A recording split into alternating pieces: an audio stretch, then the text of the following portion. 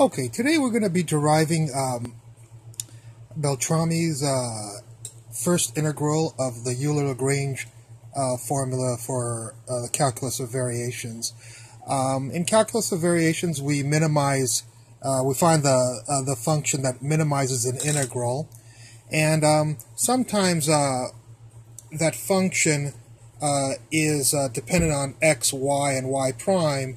We're going to concentrate on the function when the function only is dependent on y and y prime, not on x. This is Beltrami's formula. We're going to be deriving this right here. And it comes about, again, because the integral that you want to minimize, or the function that you want to find that minimizes the integral, is only dependent on y and y prime and not on x. So we'll get started here. We'll start with the Euler Lagrange formula for calculus of variations. I assume you're familiar with it, so I'll just give it without derivation. And here is the formula.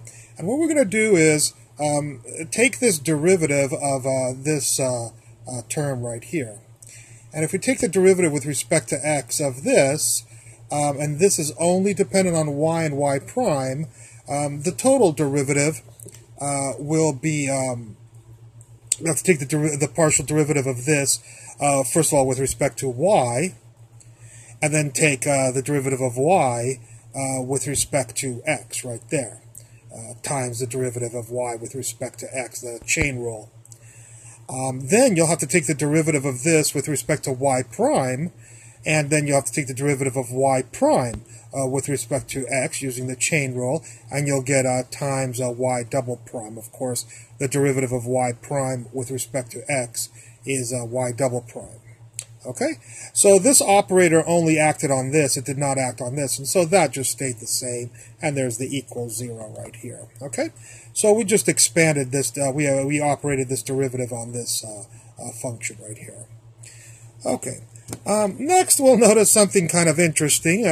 This is not a full proof, but it's adequate enough to prove it.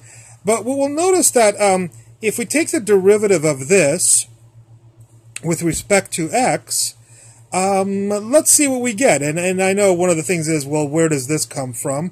And I'm not going to provide that the reason for that, but it's just given as let's see what happens when you take the derivative with respect to x of this.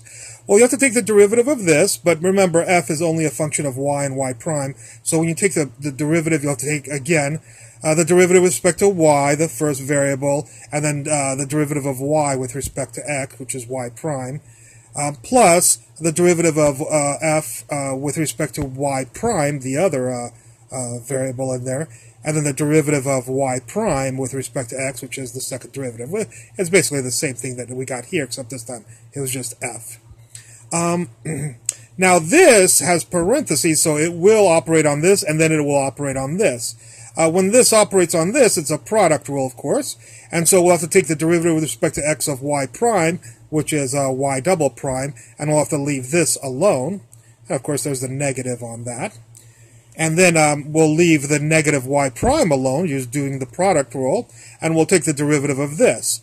And the derivative of this, actually, we did right here. So this right here, these two things right here, are the exact same derivative here. So notice that this is this right here, and this is this right here.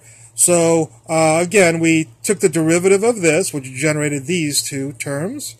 And then we take the derivative of this term, it is a product rule, and that'll take the derivative of this, leave this alone, and then take the derivative of this, which is exactly what you did over here with respect to x, and you'll get this right here. So you get quite a big mess. These two terms will cancel, because that's y double prime fy prime there, and this is y double prime fy partial of f with respect to y prime here. So these two terms will cancel right here, and we'll just be left with this, this, and this. And I've done a little bit of algebra here. I pulled the y prime out, and then that person is right there. This person is right here, and this person is right here after you factor out the y prime, okay? So the derivative of this is this, and I know right now you're going, well, who cares? Well, the reason we care about this is because this person, these people right here, all these terms right here, are exactly this term, just multiplied through by a negative. So negative times this is a positive person, negative times this is this person, and negative times this is this person. So this is the same person as this, it's just negative, and if this person equals 0, the negative of this person, of course, equals 0. So we can take all these people out and throw them away, and plug 0 into here, because this is basically the same as this, just the negative value of that. So that's what I did right over here. If we look right here, I just plugged in a 0 in for this, and so we get y prime times 0 right here.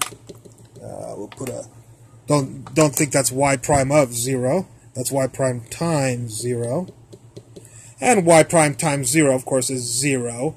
And what we're going to do is do the integral of both sides here. And we'll do the easy integral first. The integral of 0 is c. And the integral of the derivative of something, well, the integral and the derivative go away, and you just get that something, which is right here.